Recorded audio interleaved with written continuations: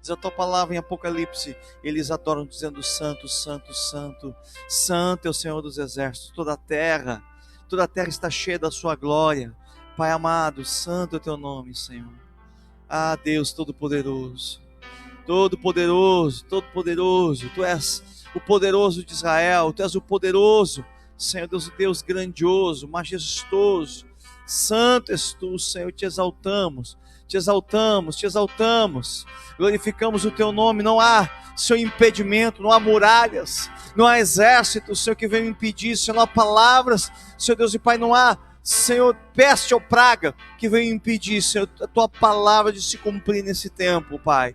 Nos posicionamos hoje, Senhor, na Tua presença, Senhor Deus, para cumprir a Tua vontade, para cumprir o Teu querer, para fazer aquilo que está no Teu coração. Tu sabes, Deus, Tu sabes, Deus, Tu já determinaste desde antes da fundação do mundo o que seria, Senhor, e Tu já deste, Senhor, a vitória.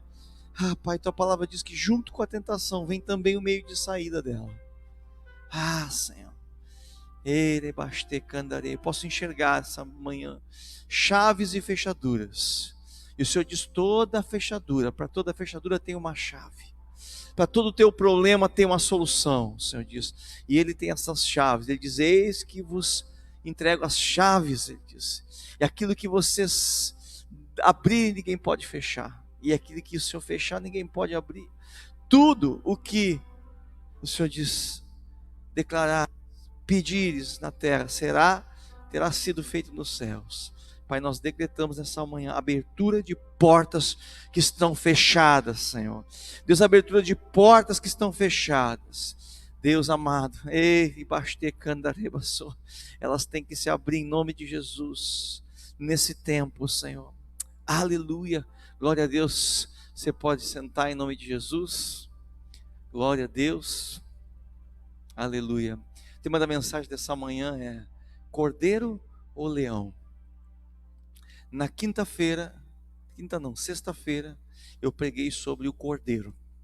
Se você não ouviu, vá lá aqui no Face da igreja, no meu YouTube, eu falei sobre o Cordeiro.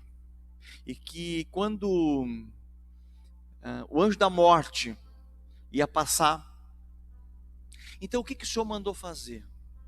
Eu te pergunto nessa manhã, porque nesses últimos dias o Senhor tem me dado estratégias para viver nesse tempo, como o cristão deve fazer para viver nesse tempo de pandemia que nós estamos. Então, me diga qual foi o segredo do anjo da morte não ter matado o primogênito dos hebreus, somente o primogênito dos egípcios, porque Deus avisou o povo que o anjo da morte ia passar sobre toda a terra do Egito, sobre toda a terra, e eles moravam nesta terra, então todos estavam condenados pela praga. O que determinou o fato de os hebreus não serem visitados pelo anjo da morte? E alguns então pensam assim, porque a gente foi ensinado assim. Eles passaram o sangue, passou nos umbrais da porta. Então, talvez algumas igrejas tenham ungido um suco de uva e dado então para os irmãos passarem nas suas portas, nas suas casas. Um óleo ungido, passa lá. Vamos fazer o que salvou o povo do anjo da morte, porque nós estamos com justamente o anjo da morte passando. Hoje em dia eu tenho convicção disso. Mas não foi exatamente isso que Deus mandou fazer. Deus mandou pegar o cordeiro e trazer para dentro da sua casa. Ele falou: sobre cada casa, um cordeiro. Matem o cordeiro, e com o sangue desse cordeiro que está na casa, na tua casa, então você vai lá e passa na tua porta. Não é o sangue do cordeiro do vizinho, não é o sangue de um cordeiro que eu imolei aí, ou que o pastor fez na igreja e me mandou para casa. Ele falou: não congreguem coletivamente nesse dia, congreguem nas suas casas, porque cada casa tem que ter o seu cordeiro. Então, na sexta-feira eu falei sobre isso. Como eu devo ficar em casa? Até dei o título da mensagem: fique em casa. Foi o título da mensagem. E terminei dizendo: fique em casa com o cordeiro. Porque ficar em casa com a Netflix, ficar em casa com Wi-Fi, ficar em casa com tantas outras coisas, está cansando a turma. E até ficar em casa com os filhos, com a família, já está cansando a turma. Então nós estamos sofrendo muito, hoje, muitas enfermidades em relação a isso, físicas, espirituais e emocionais. Por quê? Porque o propósito não é o sangue na porta.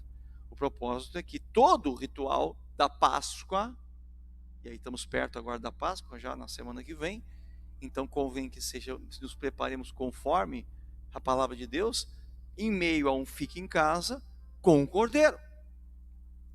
Porque se você fica em casa igual as pessoas do mundo, você vai sofrer as consequências disso, não somente da enfermidade ou do anjo da morte, mas também de ter uma geração que não conhece a Deus. Já não vão conhecer matemática, português, a alfabetização já está difícil de eles conhecerem, que dirá o Senhor Jesus. Porque aquelas historinhas de Sansão, as historinhas de Abraão, de José, se você não ensinar, as crianças não aprendem mais na escola, como eu aprendi na aula de religião. Então você tem que sentar ao redor da mesa com o cordeiro e ensinar a Páscoa, a verdadeira Páscoa. E não te agitar agora para ver onde é que está o ovo de chocolate melhor e tentar ver o que você vai fazer nessa Páscoa. Ei, acorda, a Páscoa é com o cordeiro. A Santa Ceia foi uma comemoração pascal de Jesus. Ele falou: eu ansiei por esse dia de sentar-me à mesa com vocês para comemorar essa Páscoa. E o que você vai fazer nessa Páscoa? Você vai passar uma Páscoa sem o cordeiro? Pois bem, então na sexta-feira eu falei sobre o cordeiro. Mas hoje eu quero falar sobre o leão. Porque o que eu tenho sentido? Eu tenho sentido um desânimo, um ataque do inimigo, até mesmo nas igrejas, para dizer que o mundo está acabando e que Jesus está voltando.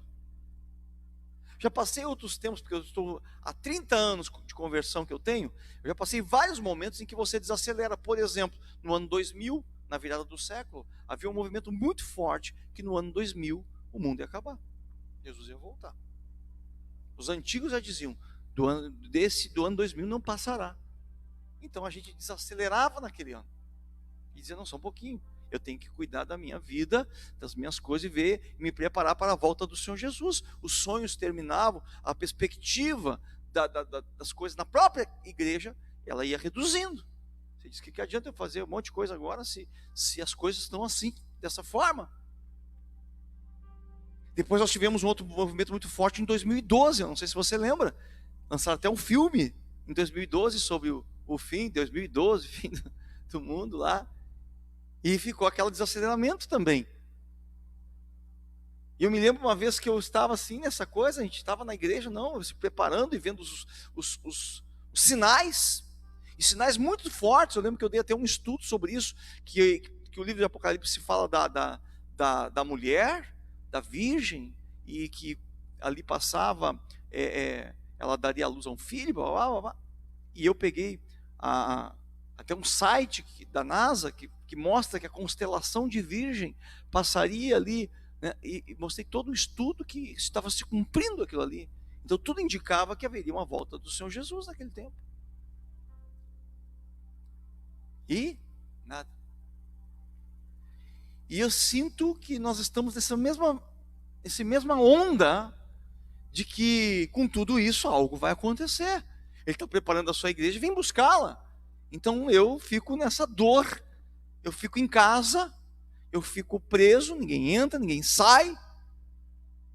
E aquela preocupação que as coisas elas não estão acontecendo. Muito bem. Então a palavra que eu quero te dar nesse dia de hoje é que o cordeiro, Jesus morre como cordeiro, mas ressuscita como um leão. A morte não o segurou, a morte não o impediu Na palavra de Deus, você nunca vai ver o inimigo prevalecendo contra a vontade de Deus.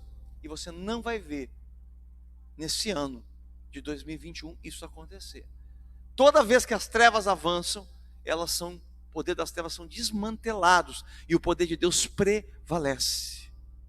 Então nessa manhã eu quero que você conheça o Senhor dos Exércitos, aquele que morre como um cordeiro e ressuscita como um leão. Então essa Páscoa, ela vai determinar e vai nos fazer lembrar da morte do cordeiro. Mas é incrível como a igreja tem esse mecanismo de se prender na morte do cordeiro e não retoma no nascimento do leão. E nós já temos que virar essa chave.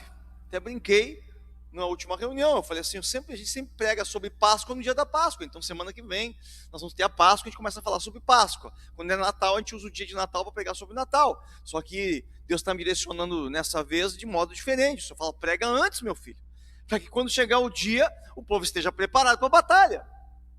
Então eu já tenho pregado sobre Páscoa desde sexta-feira. E não a Páscoa do chocolate. Porque se o próprio Jesus Cristo sentou com os discípulos e fez todo o ritual da Páscoa, e até o século IV depois de Cristo, todos os discípulos se reuniam na Páscoa e faziam a ceia pascal, com os elementos da ceia pascal. Depois é que houve um concílio papal, onde se trocaram as datas e os costumes. Tanto que no hemisfério norte não se fala feliz Páscoa, se fala Happy Easter, porque Easter é uma deusa da primavera. Eles comemoram a entrada da primavera. Essa é a festa pagã que substituiu a Páscoa. E se você botar lá no Google deusa Easter, Easter, você vai ver que ela está sentada, cheia de flores, porque é a deusa da primavera, e tem coelhos aos seus pés, e ela tem ovos coloridos nas mãos. Essa é a festa pagã que foi nos entregue pelo concílio papal no século IV para modificar datas e tempos, que o livro de Daniel fala sobre isso, que modificarão os tempos e as datas e as festas do Senhor são modificadas. Então a festa pascal, ela é uma festa perpétua, Jesus a comemorou. Se eu me batizo, porque Jesus se batizou, então eu tenho que comemorar a Páscoa como Jesus comemorou. Então calma com a correria pascal aí. E centraliza no Cordeiro, que tira o pecado do mundo, mas que morre na cruz e ressuscita. Então essa ideia religiosa de Jesus crucificado foi nos incutida por muito tempo. Nas salas de aula, nos lugares, havia uma cruz com Jesus morto. E esse não é o nosso Jesus. Nosso Jesus ressuscitou. Senão nós ficamos que nem os discípulos, fugidos, recolhidos e apavorados, porque virá uma perseguição. Eu não vou ficar sob ameaça, amado, do diabo dizendo que nós vamos ser perseguidos, porque vai vir a tribulação, porque eu não sei se o arrebatamento vai ser antes. Se for antes, glória a Deus, mas eu não sei se eu vou subir, então eu fico preocupado se eu vou subir ou não. E se for depois, eu vou ter que passar a tribulação, então eu vou ter que morrer por Jesus, e também não sei se eu estou preparado para morrer por Jesus. Fica uma tensão na própria igreja. Só que a comemoração da Páscoa sempre foi fazer isso em memória de mim. E como é que era comemorada a Páscoa? Então, já que eu toquei nesse assunto, e já que semana que vem tem Páscoa, tinha 3 elementos básicos na Páscoa. Tinha o cordeiro. Então, na Páscoa de Jesus era o próprio Jesus. Tinha os pães ázimos, pães sem fermentos, para representar o fermento da malícia, do pecado, e que o povo teve que sair às pressas, não deu tempo de fermentar a massa, ou seja, o tempo urge para a volta de Jesus. E haviam 3 pães, pão de Abraão, de Isaac e de Jacó, mas também que representava a Trindade, Pai, Filho e Espírito Santo. E o pão do meio, que era o Filho, ele era tirado, esse que era comido, e ele era partido. Então quando Jesus disse, este é o meu corpo, ele pegou o pão do meio e partiu, e disse que é partido por vós. Era o ritual comemorado desde o Antigo Egito. E ele devolve metade do pão, a parte, para dentro, para dizendo assim, meu corpo é partido, mas eu ainda sou Deus. E esse pedaço que é partido eu reparto entre vós.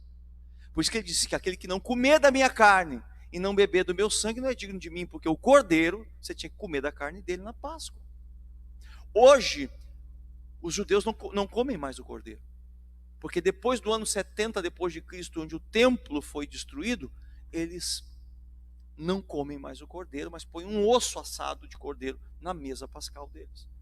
E haviam também ervas amargas, para lembrar do tempo amargo que foi a vida no Egito, a escravidão no Egito. E era feito então um ritual para lembrar para as próximas gerações de como foi o livramento forte do Senhor da escravidão. Então era um momento de sentar ao redor da mesa, o cordeiro era o centro da coisa, e o objetivo era ensinar as próximas gerações a não esquecer de um Deus que te dá a vitória, que te livra com mão forte, que Ele não é só o cordeiro, mas Ele também é o leão, que Ele é o Senhor Todo-Poderoso, mas Ele é o Senhor dos exércitos, que confrontou o Egito, uma nação forte e poderosa, e os seus deuses. Por isso Deus endurecia o coração de Faraó, amolecia e endurecia, para que todos os deuses do Egito tivessem que se curvar. Deus não tira o povo sem confrontar os seus deuses. É isso que Deus está fazendo nesse tempo, confrontando os nossos deuses, o fruto da nossa idolatria. Então tome cuidado com aquilo que você adora, porque quando você fica em casa, o que você adora é o que você vai fazer. E o Senhor não quer isso, Ele quer confrontar justamente isso. Talvez por isso que há alguns atritos em casa. Eu quero ver televisão, as crianças não param. Eu quero mexer na internet, aí eu tenho que estar aqui, eu não consigo fazer. Eu estou querendo fazer meu trabalho, eu tenho que estar ajudando as crianças a fazer os temas. Eu não aguento mais isso. Por quê? Porque você vai sempre tentar tomar o teu ídolo e botar ele no centro de onde você estiver. Bom, agora eu entro na mensagem. Então eu quero falar sobre Jericó. E Jericó representa essa cidade fortificada. Jericó foi a primeira cidade quando Josué assume a liderança do povo para entrar na terra prometida. A primeira cidade que eles encontram é Jericó. E Jericó tem uma peculiaridade. Uma que era a cidade mais fortificada de todas. Então haviam muros e fortalezas impenetráveis, ainda mais para um povo escravo que vinha do Egito, sem armas, sem material bélico e sem experiência em batalha. Mas Moisés, como era um homem de Deus, quando Deus falou, eu vou te levar, você vai atravessar o exército, vai tomar a terra prometida, e eu vou enviar um anjo à tua frente, ele falou, não, Senhor, eu não vou. Como não vai? Sem a tua presença, se tu não fores à frente, eu não irei com anjo nenhum. Então Moisés sela ali algo poderoso, que próprio Deus ia acompanhar o povo. Não um anjo, mas o próprio Deus ia ser o Senhor dos exércitos para aquele povo. E aí, olha como é importante quando você se posiciona com Deus nas coisas. Não, não quero um anjo não, Senhor. Eu sou teu filho, eu quero a tua presença. Por isso que a reunião sempre é aberta com a adoração. Porque eu não vou entrar nessa batalha aqui sem antes estar estabelecido que o Senhor aceitou ir na frente dessa batalha. Senão quem vai começar a importar é a presença do anjo. Ah, como o pastor é uma bênção. É um anjo de Deus na nossa vida. Você quer o anjo. É que nem na tua casa. Você quer o sangue na porta ou você quer o cordeiro na mesa? Toma cuidado. Não tem outra coisa nesse tempo de nós estarmos em casa a não ser ensinar nossos filhos, alinhar a nossa vida, alinhar até a nossa própria vida nas coisas que na correria nós fizemos e agora temos que refazer.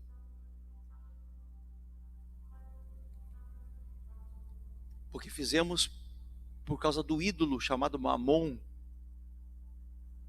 Que a Bíblia diz, ninguém pode servir a dois senhores, ou vocês vão servir a Mamon, ou vocês vão servir. Então muitos, em busca do dinheiro, pela correria do dinheiro, se tornaram bons trabalhadores, e isso os ocupa todo o tempo. Conhecem pouco da Bíblia, pouco da oração, pouco do jejum, pouco sobre batalha espiritual, pouco sobre os temas relacionados a Deus. Voltando para Jericó. Jericó também representava uma cidade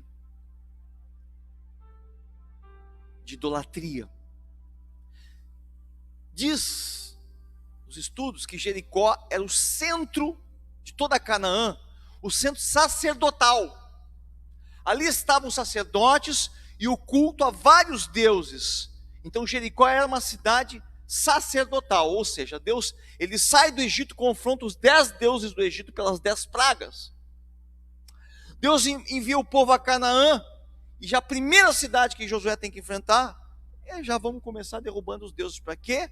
Para que o povo de Deus, o povo, os hebreus, não se contaminem com os deuses dessa terra. Então Deus deixou bem claro a missão: vocês vão exterminar tudo que vocês veem pela frente. Por quê? Porque para que vocês não se contaminem com os seus deuses, como era no Egito. Estavam todos contaminados. Você sabe que esse povo não conseguiu entrar. E a primeira coisa que eles fizeram quando Moisés ficou 40 dias no monte, foi o quê? Foi fazer um bezerro de ouro. Eles estavam completamente contaminados. A visão que eles tinham de um Deus, porque eles passaram 400 anos lá, então 400 anos representa mais de 4 gerações, já foram nascendo em idolatria, enxergar Deus como animais. Era muito arraigado neles, essa cultura. E o que cultura está arraigada em nós aqui, no nosso país? Que cultura você arraigou que você não percebe? E a primeira coisa, quando você necessita clamar, você corre para alguma coisa. Que cultura é a nossa que nos empurra para a idolatria? Será que é o dinheiro? Quando eu estou mal, a primeira coisa, meu Deus, eu preciso correr atrás, eu preciso acertar minha vida, eu preciso comprar algo, eu preciso empreender, eu não posso estar do jeito que eu estou. Eu não construí nada na minha vida. Eu não empreendi nada. Perdi tudo. Isso é cultural nosso. A gente é pressionado todo tempo para isso. O solteiro é pressionado para casar. Até na igreja. A pessoa está solteira. E aí, fulano? E aí, sozinho ainda? Vai casar? Não, estou bem assim. Não, para aí, ó. E começa os cupidos da igreja, né? Ó, fulano lá também está livre. Né? Você nunca viu isso acontecer? É porque você não está no dia a dia da igreja. Mas tem os cupidos, a pressão. E a pressão do casado para se separar. Que? Você passa por isso? Que você tem que aturar esse tipo de coisa? Não, isso já acabou. Isso era lá pro tempo da tua avó, minha filha. A cultura bagunçada de hoje respinga forte nas nossas casas. E você vai vendo as famílias sendo feridas por uma coisa ou por outra, que a sociedade está impondo. Filhos que querem ficar milionários, mas não sabem que curso vão fazer na universidade, porque estão perdidos.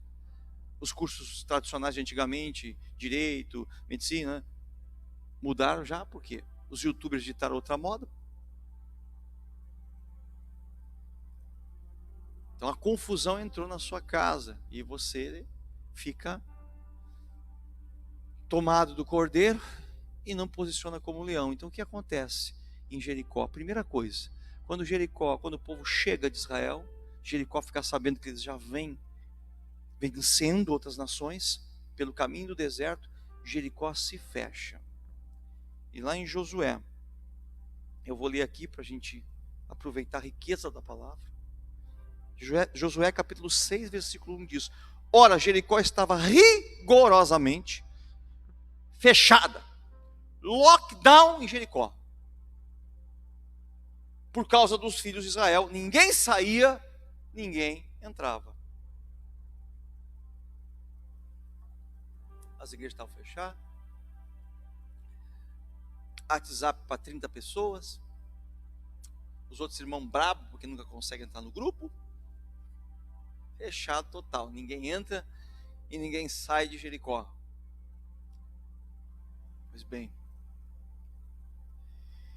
no capítulo 5 do livro de Josué, versículo 10, estando, pois, os filhos de Israel acampados em Gilgal, celebraram a Páscoa no dia 14 do mês à tarde, nas campinas de Jericó. A Páscoa sempre era no dia 14 do primeiro mês. Até hoje, a nossa data da Páscoa foi modificada. Você não entende, né? Por que é dia 2, por que é dia 14 num ano, por que é dia 10 no outro ano. Nunca bate com a Páscoa ordenada por Deus no primeiro mês do ano, no caso era o mês de abril, no dia 14 do primeiro mês, 14 de abril. Aliás, o dia que eu nasci, profeticamente.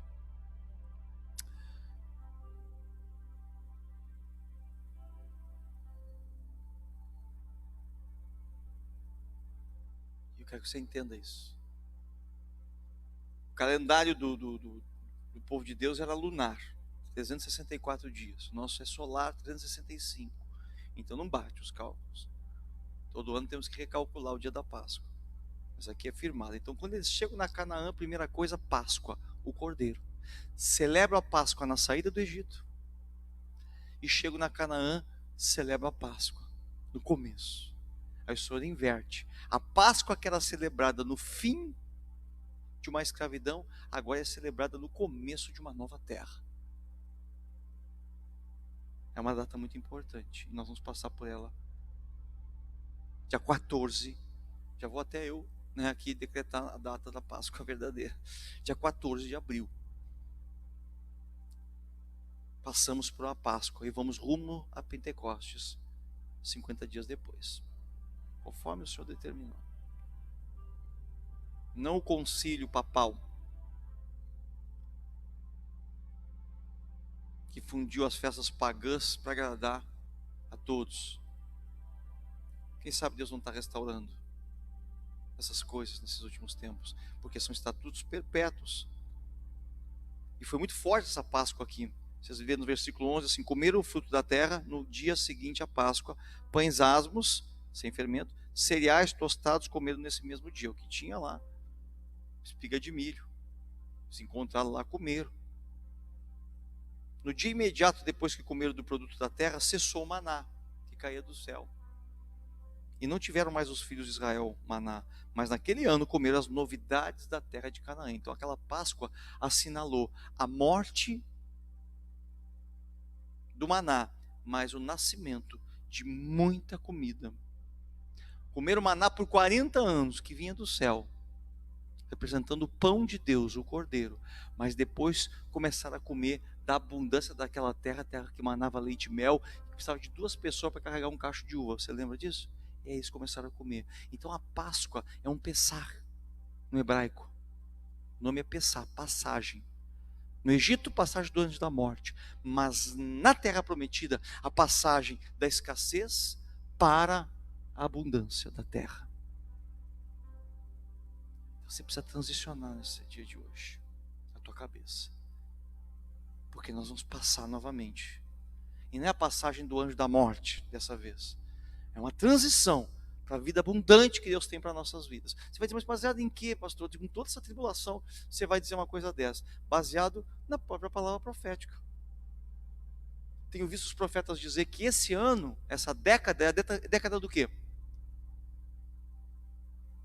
Do evangelista. Todos estão dizendo que essa década é a década do evangelista. Estávamos na década do profeta e Deus vem restaurando, essa década é a década do evangelista. E eu pergunto, onde é que há evangelista se não houver conversão de milhares de almas? Então que história é essa que nós não estamos preocupados que amanhã pode ser o arrebatamento e as milhares de almas vão se converter quando? Tem alguma coisa que não está casando aí, ou o profeta está errando, nós estamos na década errada, é a década do fim, ou é a década da colheita. Então nós temos que nos preparar para tomar posse da terra. E essa preparação, então, graças a Deus, né, pastor? Então o arrebatamento não vai ser agora, eu nem preciso me preparar mais. Agora eu vou poder aglomerar. Não, justamente a preparação é essa, para que a criança espiritual que chegue não encontre uma casa bagunçada, que é a que muitas vezes acontece, onde você começa a vender indulgência, fazer a campanha dos 10 passos para ser feliz. Essa é a casa, é a realidade da casa que Deus está derrubando. O bebê está chegando, os bebês vão nascer, e a casa precisa ser arrumada, o testemunho do cristão precisa ser arrumado. Então vai ser uma década de santidade, a igreja vai rachar no meio. onde o joio e o trigo vão começar a ficar em destaque. Ó, isso aqui é santidade. Isso aqui que o irmão está vivendo não é uma santidade, isso aqui é uma bagunça. É um pecado. Então, não necessariamente para um arrebatamento, mas necessariamente para um arrumar da igreja, do celeiro, o conceito do celeiro para o recebimento da última grande colheita. Ah, pastor, eu não me sinto preparado. Eu ainda não me sinto. Eu estou aqui tenso. Eu estou todo preocupado que vai ser da minha vida. E ele fala: aquele que não perder a sua vida, entrega. Aquele que não perder a sua vida, eu não posso dar uma nova. Aquele que não entregar os seus bens, eu não posso dar 100 vezes mais, ainda em vida, em bens. Na palavra. Descansa em mim. Porque haverá uma separação das 5 virgens prudentes para as 5 virgens aglomeradas, imprudentes. Então fecha a cidade de Jericó. Ninguém entra e ninguém sai. Fecha novamente o mundo. Fecha o mundo. Ninguém vai tomar posse disso. E Deus fala: Josué, meu povo vai. Entra nessa cidade e toma posse. É tempo de avançar, Josué. Mas ninguém entra, ninguém sai. Não, vocês não entenderam. Seu Masturbo nos mandou ficar em casa, lá no Egito. Ele falou: ficar em casa com o cordeiro. Comer do cordeiro? Comer. Agora avança. Avança. Não fica aí decaído. Mas as muralhas, eu não tenho ferramentas, eu não tenho dinheiro, eu não tenho trabalho, eu não tenho ar para respirar, porque eu não posso nem respirar. Ele falou: vocês não são mais escravos. Então eu vou ter que mostrar um novo aspecto da minha glória para vocês. Vocês conheceram o Cordeiro, mas ainda não conheceram o Deus da guerra. E ocorre um fato muito interessante aqui, no capítulo 5, no versículo 13. Porque Josué não sabia como penetrar aquela muralha. Não sabia como acabar com aquela idolatria que estava encerrada numa cidade, prostituição, imoralidades.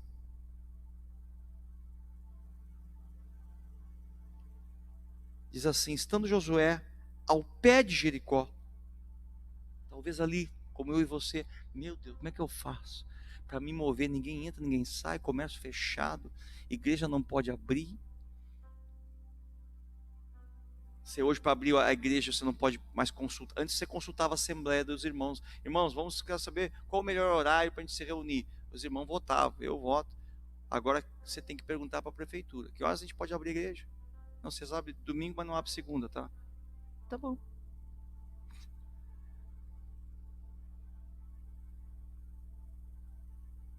Estando Josué ao pé de Jericó, levantou os olhos e olhou. E eis que se achava em pé diante dele um homem que trazia na mão uma espada nua, desembainhada. Chegou-se Josué a ele e disse: és tu dos nossos ou dos nossos adversários? Está comigo ou não está comigo? O que você? Espada aqui nua, quer briga? Estou aqui orando, buscando a Deus, falando: Senhor, Cordeiro Santo, que foi imolado, morto, e vejo um soldado, está comigo ou está semigo? No versículo 14 respondeu ele: não sou, não, ele falou. Ele respondeu a última frase, né? É um dos nossos ou dos adversários? Ele respondeu: não, ou seja, não sou adversário. E olha o que ele responde: sou príncipe do exército do Senhor. E acabo de chegar para botar um fim nessa brincadeira aí. Ah, glória a Deus. Acabou. Eu vim falar para ti hoje que o Cordeiro, ele é o leão e ele é de guerra. Você está acostumado com Jesus Cordeiro, com Jesus, o intercessor, o sumo sacerdote, que intercede por nós diante do Pai. Você está acostumado com Jesus, nosso advogado, que se nós confessarmos nossos pecados, Ele é fiel e justo para perdoar nossos pecados, porque temos um advogado. Então você está chorando o teu pecado, fala com Jesus, Jesus vai lá e diz, intercede por você. Mas hoje eu quero te apresentar o Jesus, Senhor dos exércitos do Deus vivo. O comandante, como é que ele falou aqui? Vamos pegar aqui porque está poderoso. Eu sou o príncipe do exército do Senhor. E eu acabo de chegar aqui, eu tenho um hotel para eu ficar. Não, Senhor, está tudo fechado. Tem briga, não pode aglomerar. Pode ter briga aqui, não pode aglomerar. Não tem briga. Falei, então eu vou derrubar esses muros sem briga aí. Vocês estão 7 voltas, em silêncio, para não tumultuar. A portas fechadas, reúnam aí e deem 7 voltinhas. Vocês fiquem aí por 7 dias, dando volta. Não fale nada, então. Deixa. A gente não pode falar, né? Porque fecha tudo.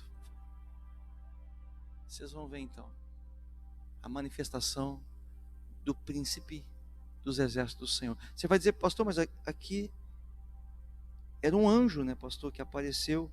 Bom, algumas coisas aqui refletem que não eram bem um anjo. Por quê? Vou ler para você. Ele disse assim: então Josué se prostrou com o rosto de terra e o adorou. Anjos não recebiam adoração. Lá em Apocalipse, quando João viu o anjo e se prostrou, o anjo falou, levanta e não me adora porque eu sou teu conservo. O anjo repreendeu João. Mas aqui o anjo não repreende Josué. Ponto positivo. Então há uma briga teológica que alguns dizem, não, isso era um anjo. Mas alguns outros tópicos aqui interessantes. Respondeu o príncipe do exército do Senhor a Josué, descalça as sandálias dos pés, porque o lugar que estás é santo.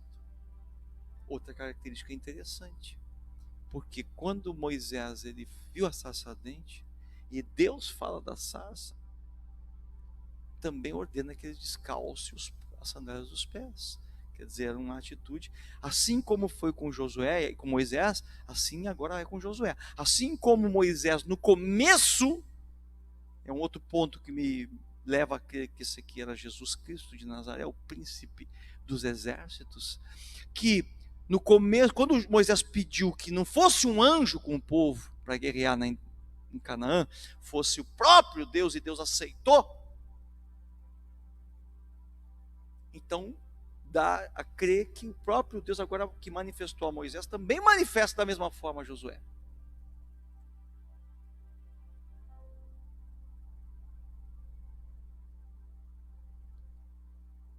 E outro ponto é que no capítulo 6, versículo 2, ele diz assim: então disse o Senhor a Josué. Deus disse a Josué. É um outro ponto interessante. Olha, entreguei na tua mão a Jericó, e os reis e seus valentes. Valentes?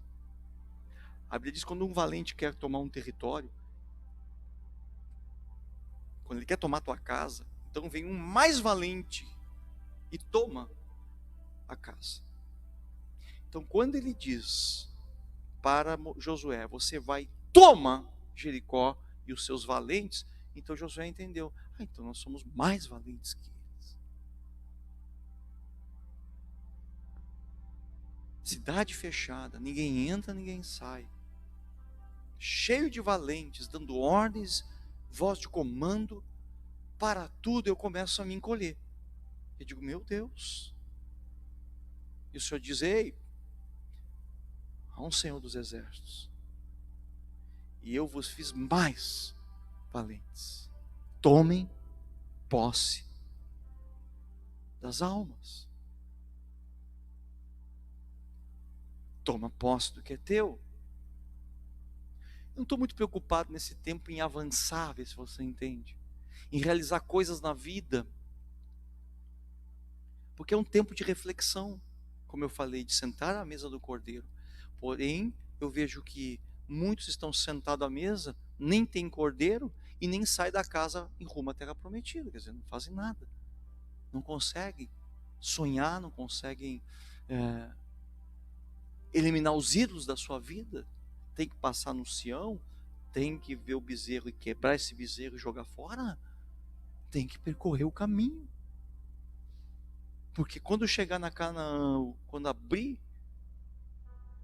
o tempo da oportunidade, que não é abrir as portas, porque Jericó não abriu as portas, mas o anjo estava determinando um tempo de oportunidade. Então eu não sei se a grande colheita de almas vai ser de portas fechadas em lockdown ou de portas abertas, para nós não importa, porque nós não nos movemos no tempo, nos movemos na temporada de Deus, nas festas do Senhor. Então quando chega a Páscoa, é Páscoa do Senhor. O problema é que nos tiraram os referenciais, os significados nos tiraram. E nós nos perdemos. E agora vamos ter que fazer uma Páscoa aí de chocolate, com o preço do chocolate, você já viu? Pois é, você imagina fazer uma Páscoa assim, não, nem vou comemorar Páscoa, coisa nenhuma, porque esse chocolate não dá. Tudo errado. Então aquilo que morre no cordeiro renasce no leão. E esse desenho sempre foi muito claro. Por que esse desenho é tão claro? Porque é o desenho que está nos céus. Você tem que compreender isso. Que o templo que o Senhor mandou Moisés construir e depois mandou Salomão construir, era uma figura exata do que havia no céu. Era tão exato isso. Vamos ter que pregar sobre isso um outro dia. Mas vou dar uma palhinha aqui para gerar aquele despertamento. É tão exato que é lá que Jesus está hoje como sumo sacerdote, dentro desse templo, porque ao mesmo tempo ele é o sacerdote, ele também é o cordeiro do sacrifício. Ele ministra lá. O que é que ministrava nesse templo lá no céu? Lúcifer. Lúcifer era o sumo sacerdote. Como é que você sabe disso, pastor? Vamos ter que estudar, mas vamos ter que estudar essas coisas. Eu vou falar lá no meu canal do YouTube. Nas próximas semanas eu vou falar um tema só sobre Lúcifer. Você vai ver que ele tinha o peitoral das pedras que o sacerdote Deus mandou fazer. E diz que ele andava no meio das pedras afogueadas no Éden. O que são as pedras afogueadas? Brasas vivas do altar. Então ele é quem tomava as brasas, ele é quem operava como sacerdote. Só que ele não era o sacrifício vivo. Então esse lugar ficou vazio no céu. Ele também era o príncipe dos exércitos do Senhor, porque ele era um querubim da guarda ungido, diz a Bíblia. Ele coordenava isso, também ficou vazio. Então Jesus teve que assumir como filho, porque é melhor um filho assumir o teu negócio do que um traidor. E Jesus então, só que para Jesus assumir, ele teria que desta vez merecer cada lugar desse. E ele vem, merece, morre como cordeiro, mas levanta como o Senhor dos exércitos, o príncipe de Deus dos exércitos. E mais, ele precisa de um exército agora, porque 1/3 dos anjos foram embora, líderes, principados, potestades, pessoas importantes do céu, que coordenavam coisas importantes no céu, que eram deuses, porque Deus é Deus de deuses. Os deuses do Antigo Egito, os deuses da Grécia, eles eram deuses. E agora o que Jesus fez? Não, eu vou levantar uma nova geração para ocupar os lugares. E aí entra eu e você, e reinarão com ele. Ei, amados, por favor, você é forte. Jesus ocupou o lugar de Lúcifer, mas quem ocupará o lugar dos príncipes que foram embora nos céus? E você. Aí você vai entender o treinamento de guerra que você está sofrendo, que você está passando por algo mais excelente do que um carro, uma casa. um relacionamento aqui na terra que não deu certo, eu não sei cantar na igreja, ninguém me dá o valor na minha vida. Ei, quem vai ocupar? Então Jesus inaugura uma nova linhagem dos céus, os humanos que ocuparão o lugar onde os anjos falharam. Isso é forte demais.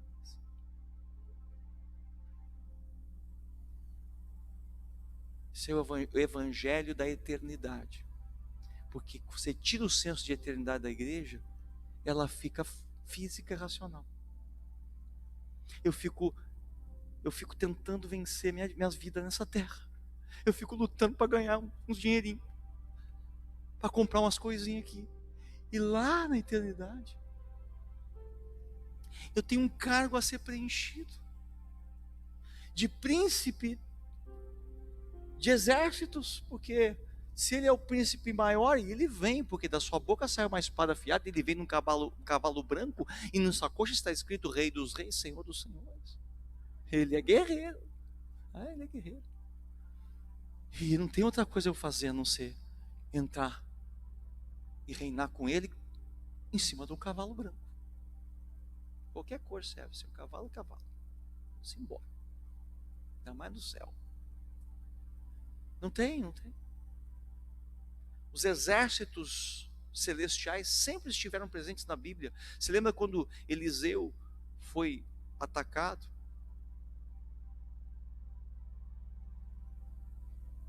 Pelo exército inimigo, e o seu discípulo estava ali e disse: tem muito exército. E falou: Senhor, abre os olhos dele para que ele veja. E havia carros e cavalos de fogo em todo lugar, havia um exército tremendo junto com Eliseu. Jacó, quando vinha para ter com seu irmão de volta da casa de Labão, seu sogro, ele parou em Manaim. E lá ele viu os exércitos do Senhor, porque o irmão dele vinha contra ele com seus exércitos, e ele ficou com medo, não tinha ninguém para defender ele. E ele teve uma visão e chamou aquilo de Manaim, porque ele disse: viu os exércitos do Senhor, que eu acompanhava a caravana dele. Uma vez me perguntaram: para que Deus precisa de exército, pastor, no céu? Por quê? É lá que precisa, porque lá é que está o trono. E quem é que quer tomar outra coisa senão o trono? O que Lúcifer queria? O trono.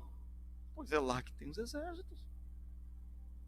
E quando Jesus assentar o seu trono na terra e governar aqui por 1000 anos, ele vai precisar de reinar aqui com seus exércitos. Quem serão? Os santos, que serão arrebatados. A Bíblia é muito clara: seremos arrebatados com ele nas nuvens e reinaremos com ele aqui na terra. É muito claro. Meu propósito é muito claro. Só que é um desenho para você desde antes da fundação do mundo. E a Bíblia diz que é uma pedra com um novo nome para ti. Quem sabe teu novo nome é capitão, general. Está lá, amados, é simples. O desenho já está. Agora, Jesus amado, alcançar esse desenho. O inimigo montou um sistema mundial de religião e de ensino que nos cega. E nem na igreja se enxerga muita coisa. Então nós ficamos nos preparando para essa vida, mas o que tem é uma vida eterna. Composições, não é uma nuvenzinha tocando um violino, uma harpinha na nuvenzinha, não tem nada de nuvenzinha, tem muito trabalho na eternidade. E o verdadeiro ouro está lá. E ele diz: não ajuntem tesouros na terra, ajuntem tesouros nos céus. Lá eu tenho preparado um lugar para vós. Você já tem casa lá, você já tem tudo lá em cima, já tem um lugar pronto para você lá. Porque esse é o teu lar, aqui é o teu treinamento de guerra. E quantos ficam abandonando o seu treinamento de guerra? Quantos a gente vê desistindo, desanimando? Satanás pressionando. Como foi fácil derrubar Adão e Eva? Satanás não fez nenhum esforço, mas para Jesus recuperar a autoridade, ele teve que fazer um baita do esforço. É ou não é? Para perder, meu amado, o diabo te tira em 2 segundos. E toma o governo da tua vida, toma o governo da tua casa, toma o governo da tua saúde. Mas é assim, você, quando percebe, perdeu o governo, para recuperar. Aí se Deus falou, agora você vai ter que recuperar num sacrifício. A semelhança de Cristo. Então agora você perdeu o que eu te dei, agora você vai ter que recuperar isso. E não mais, eu não posso mais fazer Deus como juiz justo, não posso mais tirar do diabo e entregar na tua mão. Agora você vai ter que percorrer um caminho. Então, aos que não perderam, eu digo, cuidado. Segurem o que Deus te deu. E aos que perderam, eu digo, calma. Paciência. Pelo caminho da tribulação, da provação, da fornalha, do processo, do deserto, você volta para a terra prometida. Porque alguns ficam dizendo assim, mas esse povo de Israel era genocida. Eles entravam nas cidades que não eram deles, Canaã, e matavam todo mundo, matavam criança, mulher, né? Matavam todo mundo. Isso aí, essa história que o povo de Israel, eles merecem sim ser perseguidos, mereceram serem mortos, porque eles fizeram isso com muitos povos. Eles eram genocidas, matavam tudo que vinha pela frente, e Deus mandava eles matar. Ei, se esqueceram de uma coisa: toda a terra de Canaã foi comprada por Abraão. Abraão era um homem pacato e simples, comerciante, e ele foi comprando toda aquela terra. A grande verdade é que aquela terra já pertencia a Israel. Eles vieram tomando posse. E se esqueceram também que aquelas nações que eram genocidas. Eles queimavam seus filhos a fogo. Eles tinham sacrifícios e atrocidades a deuses com crianças, violentavam meninas, ofereciam virgens vivas aos deuses deles. Eles eram povos completamente distorcidos que não poderiam permanecer na face da terra.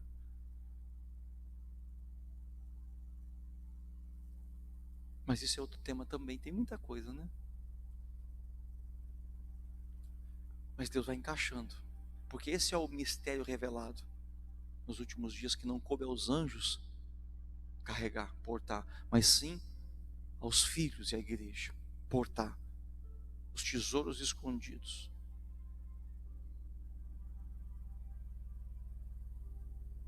A revelação dos mistérios dos últimos dias, o apóstolo Paulo fala sobre isso.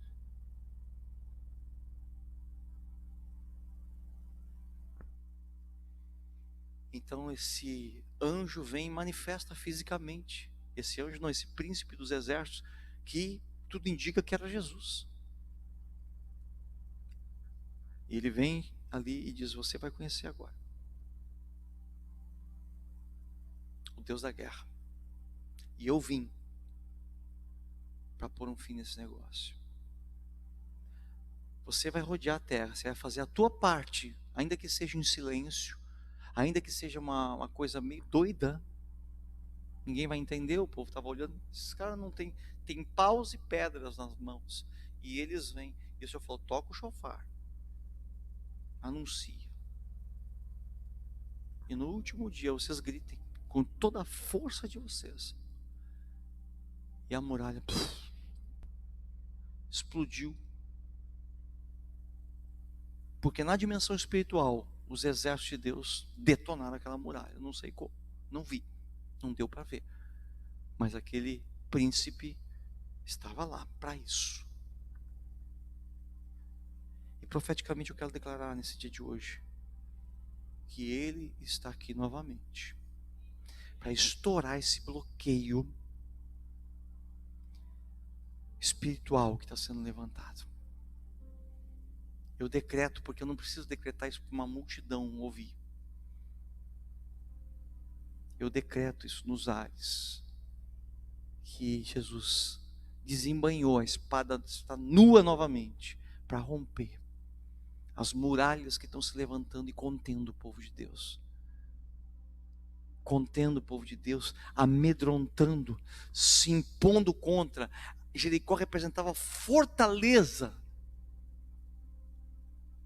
E as fortalezas mentais se levantaram nesta época. Nas escolas, nas ruas, numa cultura, crianças estão crescendo e vendo seus pais e suas mães mascarados. Se aproxima de um bebê hoje, ele se assusta. Oi, lindinho, você está de máscara, ele não sabe se é o Se é treva ou se é luz. Quem é você? É dos nossos ou é inimigo? Aí você tira, mas sou eu. Ah, papai, é tu. Achei que era ladrão que vinha na casa aí. E de forma alguma, eu estou dizendo que nós temos que furar esse bloqueio, aglomerar, fazer resistência, ser contra tudo e todos. Não, porque não foi a ordem que o anjo deu, que o príncipe deu. A ordem foi: façam silenciosamente a parte de vocês.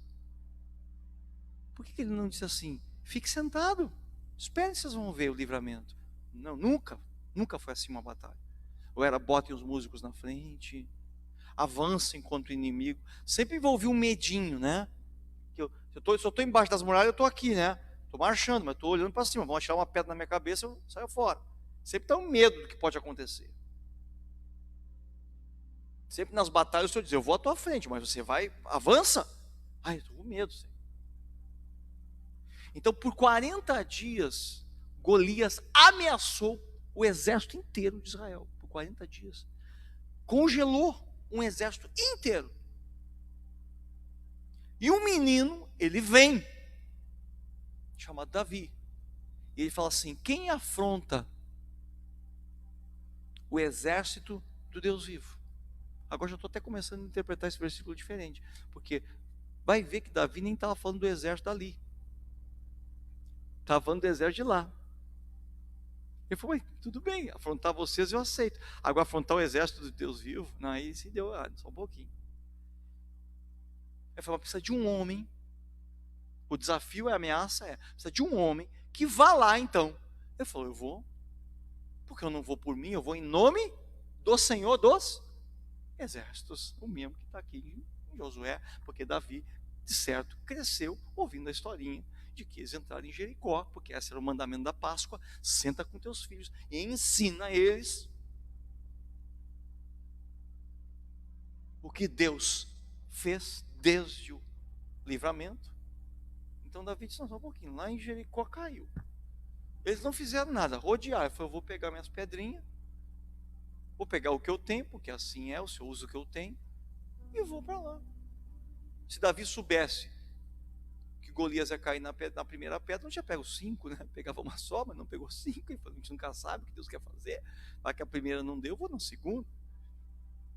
Alguma eu vou acertar. Esse cara é grande, não, a chance de eu errar diminui. Acostumado a matar passarinho, pim, né? Um gigante ficou fácil. Mas ele fala, quando ele vai diante de Golias, e Golias fala: viesse contra mim com paus e pedras, eu acho que era o que Jericó pensava, quando olhava: esses caras estão cheios de pau e pedra na mão, umas trombetas de chifre aí tocando para lá e para cá, são tudo músico, eu acho, não são nem guerreiros. Mas o anjo já tinha visitado eles.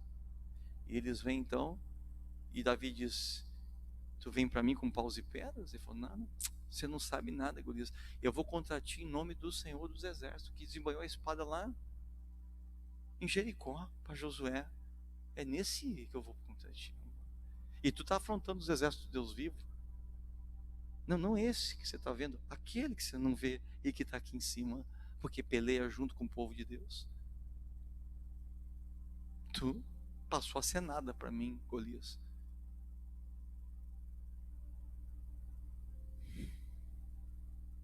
Esse é o tempo de não muito barulho nosso, mas de muito barulho lá fora, de muita ameaça do que vai acontecer ou não. Mas quando Deus levantar os corajosos, os Josué e os Davi, que vão começar a olhar para o Senhor dos Exércitos, então a coisa vai começar a acontecer no reino do Espírito. E nós não vamos furar bloqueio nenhum. É para fechar a igreja? Fecha. Nossa luta não é contra a carne e sangue. É para ir para casa? Eu vou, lá está o cordeiro, me sento, e o cordeiro está lá. É para avançar, romper muralhas, rompemos. Em nome do Senhor dos Exércitos, não em gritaria. O movimento do Senhor, ele é muito forte. Jesus morre como o cordeiro. A Bíblia diz que vai até o inferno. e lá ele prega o evangelho aos cativos do tempo de Noé, que não ouviram a promessa. E lá ele despoja, diz a Bíblia, os principados e potestades e os expõe publicamente. O que é isso?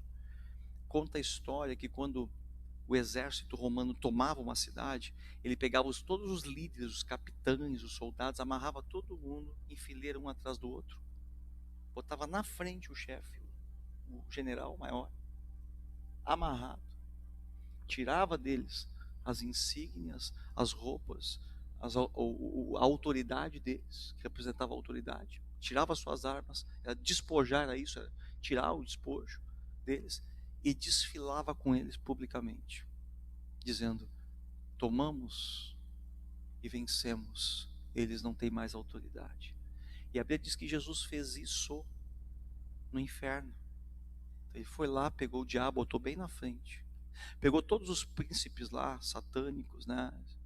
Todas as entidades, que eu nem vou citar o nome aqui, os enxuos, por ordem de maior a menor, tudo amarrado com corrente de fogo. Pegou eles e disse: agora eu sou o rei dos reis, eu venci. E pegou ele e começou a dar uma voltinha: eu vou lá no céu, vem comigo.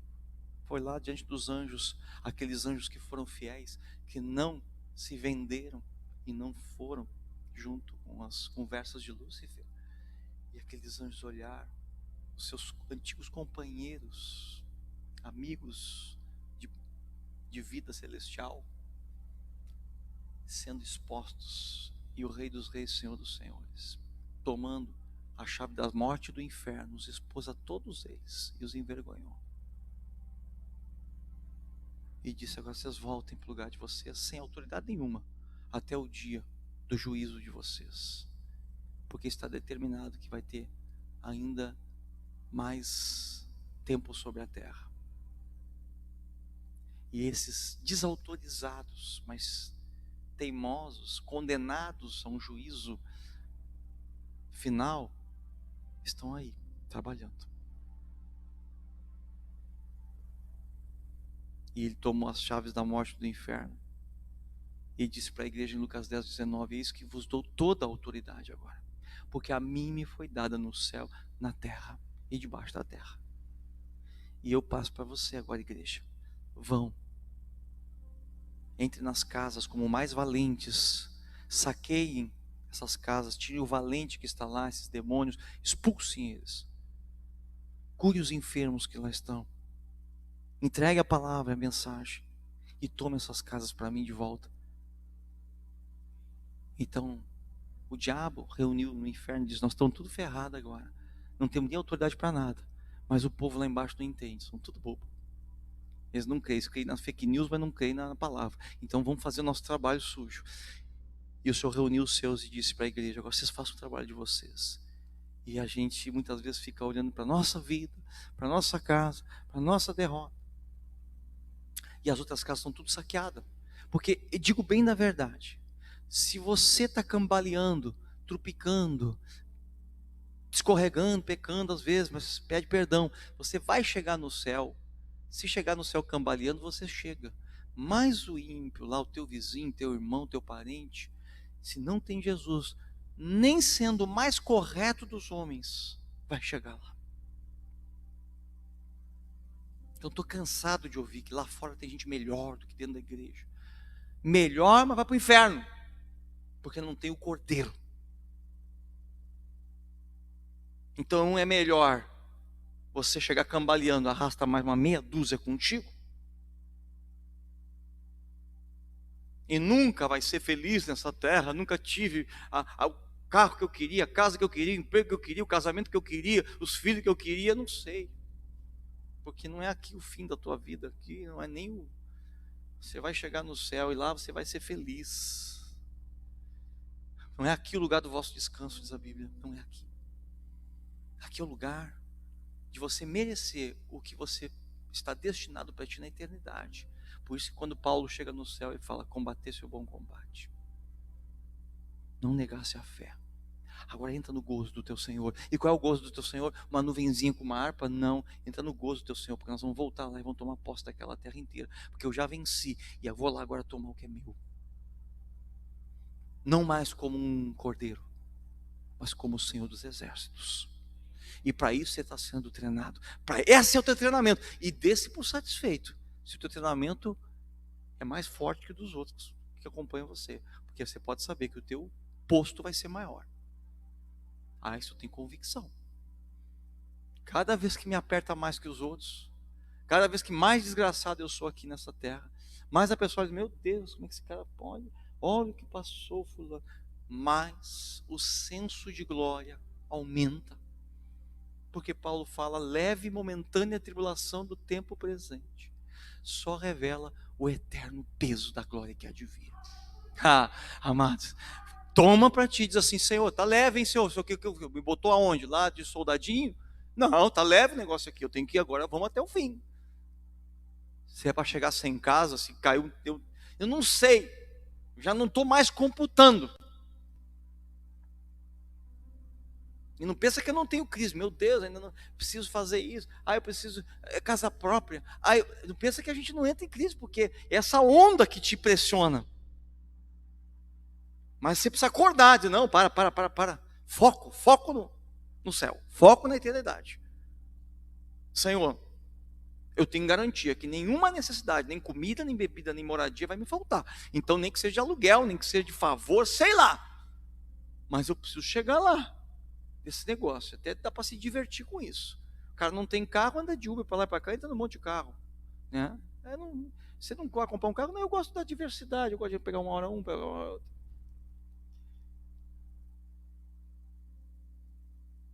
Você mora de aluguel, então você tem decisão para se mudar. Eu vou morar mais no centro, tá? Vou mudar meu aluguel, se eu não vou morar no centro. Você não está preso a nada. Você é peregrino aqui.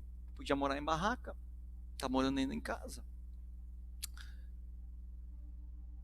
Esse senso de eternidade, certeira. Mas o que o diabo faz? Eu sei o que ele faz. Ele bota na nossa vida o pecado, a sujeira, e a gente não se garante. Aí eu digo assim, não, mas eu sei que eu faço coisa errada. A gente fica se vitimizando, entendeu? Com toda essa autoridade que Jesus conquistou na cruz para nós. A gente fica se vitimizando. Então você sabe que você peca, você diz, mas eu não tenho essa moral toda, né? Eu também não estou. Só que o Senhor dá uma palavra, e essa palavra Ele me deu essa semana. Agora não estou nem lembrando a referência, acho que é Salmo 132, alguma coisa assim. Ele fala assim, não vos trato conforme as tuas iniquidades, porque assim como é mais alto, o céu é mais alto que a terra, assim é a minha misericórdia que vai de eternidade a eternidade sobre tua vida. Ou seja, eu não te trato conforme o teu pecado. O meu pecado, pastor, é esse, eu brigo muito. O Senhor falou, mas eu não te recompenso conforme o teu pecado, eu te recompenso conforme a vitória de Cristo na cruz. Você vai dizer, mas então tem coisa errada aí, porque aí é uma bagunça, virou bagunça. A pessoa faz o que quer, né? Agora, e vai receber a bênção. É, mais ou menos isso. Porque você tem que entender como o pai trata um filho. Você trata o filho conforme o pecado dele? Seu filho falar que quebrou um copo. Você quebrou um copo, a partir de agora você vai ser o quebrador. Você está taxado aqui como o quebrador oficial de copo dessa casa. Eu vou te tratar como uma pessoa que não pode tocar em mais nada aqui nessa casa. Porque onde tu toca, tu quebra. É assim que nós tratamos nossos filhos. Você emprestou o carro para o teu filho maior de 18, ele bateu com o carro. Você diz para ele, a partir de hoje eu vou te tratar conforme você fez. Você nunca mais toca num carro aqui na minha vida. Enquanto eu for vivo, você não tem carro para você que eu vou emprestar. É assim que nós tratamos nossos filhos. Ele fala, vocês que estão sendo maus. Se o filho pedir um pão, vocês não vão dar uma pedra que dirá eu. Então eu quero te dizer essa tamanho, que ele não vai te tratar conforme os teus pecados. Mas você começa a se tratar conforme os teus pecados. E aí você não tem crédito. Nem com você mesmo. Porque o que eu tenho que fazer com o meu pecado? Me arrepender. Por que eu tenho que me arrepender? Porque hoje eu tenho um intercessor e um advogado, o top de linha, que é Jesus. Mas no dia do final de todas as coisas, ele não vai ser mais o meu intercessor e não vai ser mais o meu advogado. Como assim? Não, ele vai ser o meu juiz. Porque a Bíblia fala em Apocalipse que ele saiu do trono e tomou o livro, e abriu, e julgou os vivos e os mortos. Aí não tem mais colher de chá para você. Não tem mais colher de chá para ninguém. Porque eu vou chegar e vou dizer, quando Jesus pegar o livro, eu vou dizer: ai, Jesus, ainda bem que é tu o juiz. Ah, porque tu é tão misericordioso, porque tu é o meu advogado, porque tu é o meu intercessor. Ele falou: parou. A partir de agora, eu não advogo mais. A partir de agora eu julgo. Você não comeu do cordeiro. Você não cumpriu o que eu determinei. Você está entendendo o que eu estou falando? Aproveita. Aproveita que você tem um intercessor e um advogado hoje. Porque amanhã ele vai ser o juiz. Então hoje você tem que cair, levantar e seguir adiante. E caiu e já levanta. Te arrepende, confessa, chora, toma a santa ceia, volta e enfrenta. Nessa manhã, o Senhor convoca o seu exército. Ele está com a espada desembainhada e a grande colheita está perto de acontecer. Ele me surpreende. Eu penso que ia ser com movimentos evangelísticos nas ruas, milhares de pessoas. Bom, pode ser. Mas a minha mente tradicional via assim antigamente. Hoje pode não ser. Hoje pode ser nesse silêncio de Jericó. Você lá e fala. E alguém te procura porque perdeu o casamento. Você vai aconselho atrás para a igreja. E alguém fala que está com um problema aqui. Você fala de Jesus. Traz alguém perdeu a sua empresa, quebrou. Ficou mais humilde, né? Agora vai vir para você. Você diz: vem, você tem Jesus e aceita Jesus. E gente batizando aqui um por um de 30 em 30. Não sei. Eu sei que vai acontecer. Então não acabou. E daqui a pouco é 2025, daqui a pouco é 2030, e o arrebatamento não veio, e não ficar perdendo um ano aqui, sofrendo. Eu não sei quando é que é o arrebatamento, também não estou dizendo que não vai ser esse ano. Eu não sei. Eu só sei que essa atitude me põe sempre pronto diante dele.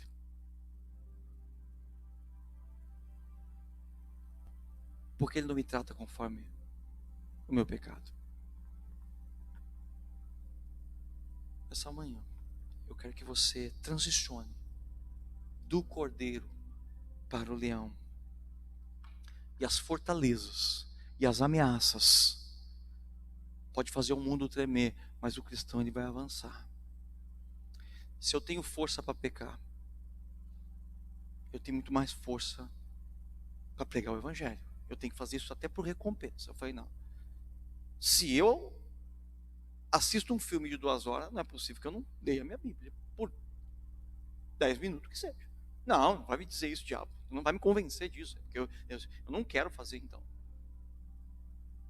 Porque eu sou capaz de fazer. Então eu não sei o que virá pela frente, mas eu te alerto que no desenho de Deus, nada, nunca que o diabo avançou e determinou algo nesse mundo. Nos 7 anos da tribulação, em que o diabo vai tomar a terra, Deus vai levantar os seus. Até ali, nós estamos aí para atrapalhar. Porque ele já está derrotado e quer tomar o que é nosso. Então, nem nesse tempo, ele vai dominar completamente. Você entende? Ainda mais agora que nós temos liberdade. Nessa manhã eu quero que você fique em pé em nome de Jesus. E nós não estamos muito barulhentos, porque nós estamos dando as voltas por fora dessa muralha.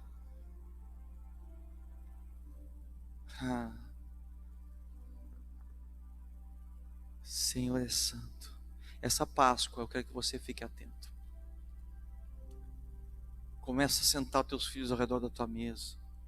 Eu me lembro que uma vez eu cheguei para minha irmã, ela tinha já 11, 12 anos, e eu falei de algumas historinhas, Davi, Golias, e ela não sabia nada disso. Ela falou: não sei nada disso. Porque quando nós éramos pequenos, a minha mãe comprou uma bibliazinha, o pessoal que batia nas portas ali das casas, vendiam bíblias, e tinha uma bíblia ilustrada para criança, só com essas historinhas, minha mãe comprou.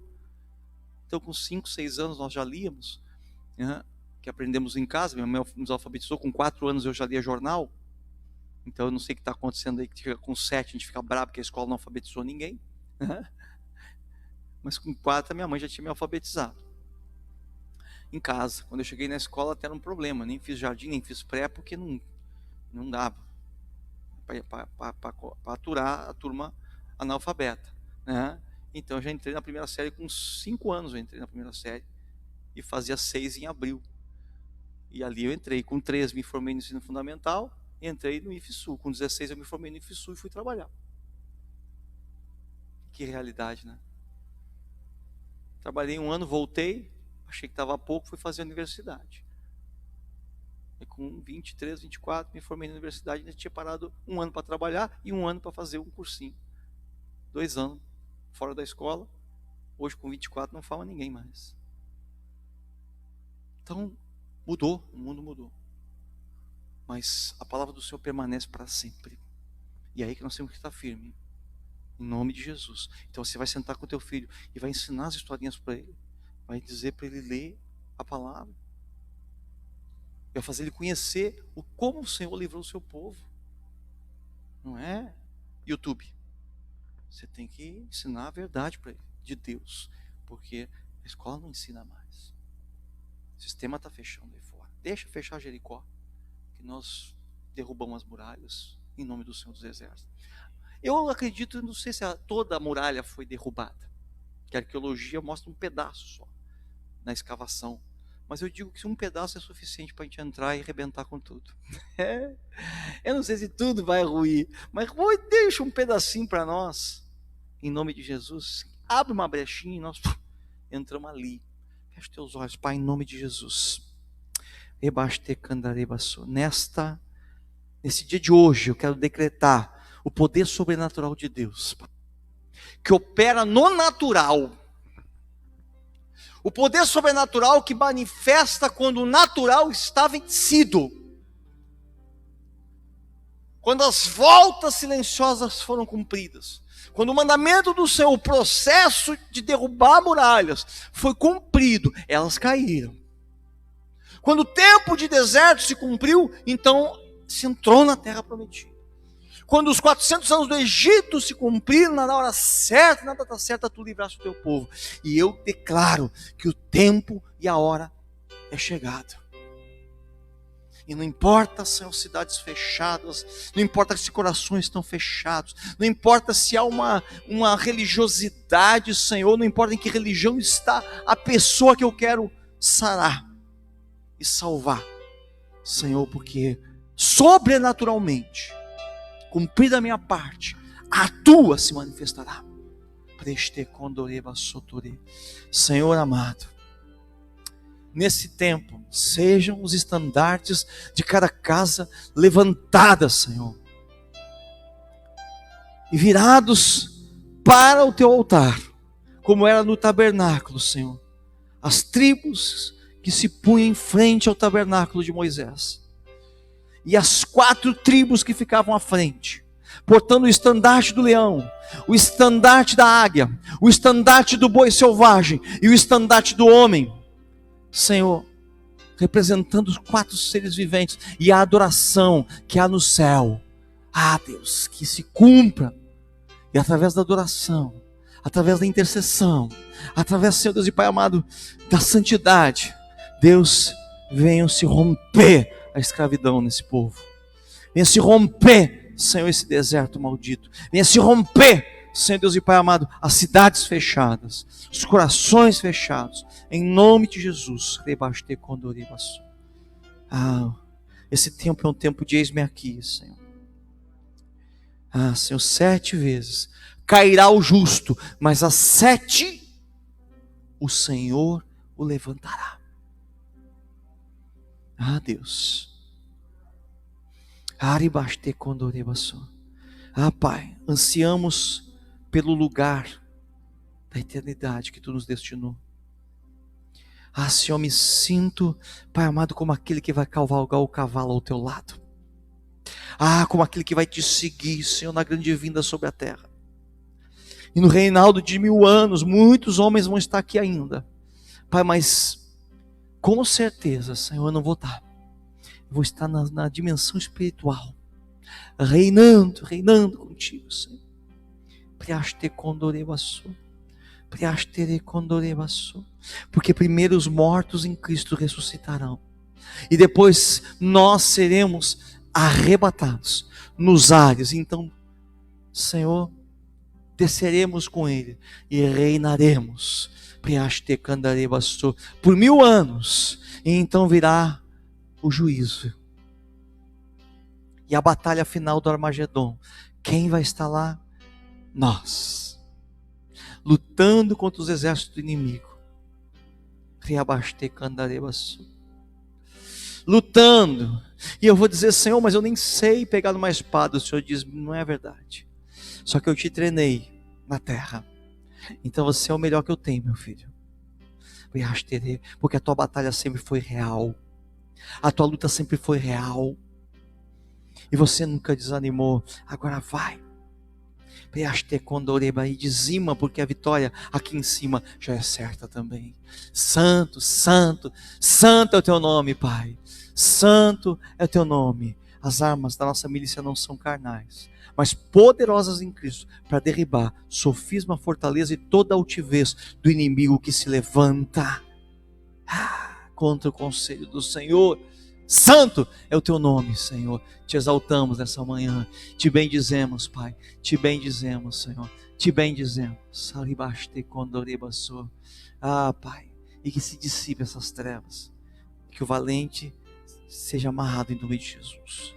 E liberta, Senhor, aqueles a quem tu tens chamado nesse tempo. Em nome de Jesus. E que nossos filhos sejam uma geração criada novamente aos nossos pés, educados e alfabetizados por nós, por nenhuma outra ideologia, Senhor. Pai, quiçá é um livramento, Senhor, não estarem recebendo uma ideologia falsa desses últimos tempos, Pai. Que não haja distração nas nossas casas, que não haja transferência de poder, Senhor, nas nossas vidas, Pai, porque temos um conteúdo violento, Senhor, para ensinar para os nossos filhos, para nossas gerações, que o mundo não pode ensinar realmente. Te exaltamos. Aleluia, santo, santo. Aleluia. Amém, amados. A vontade é de permanecer aí, nessa posição. E o inimigo vem querer nos fazer falta às vezes, né? Nos bate sujo, a gente cai e a gente fica lá, ai, eu não posso mais voltar para o jogo. Cai, levanta. Cai, levanta. Toma a tua família, toma a tua casa, toma os teus filhos, toma os teus netos e começa a ensinar para eles. A Bíblia é tão poderosa que hoje eu vejo até na internet curso de inglês pela Bíblia, não tem? Aprenda inglês pela Bíblia. Os crentes estão ficando criativos. Se até inglês eu consigo aprender pela Bíblia, que dirá alfabetização uma criança. Pega lá, letrinha A de amor, D de Deus, C de Cristo. Está feito. Te abençoe em nome de Jesus na semana de vitória. Fechado o mundo ou não, os céus estão abertos em nome de Jesus. Glória a Deus. Fica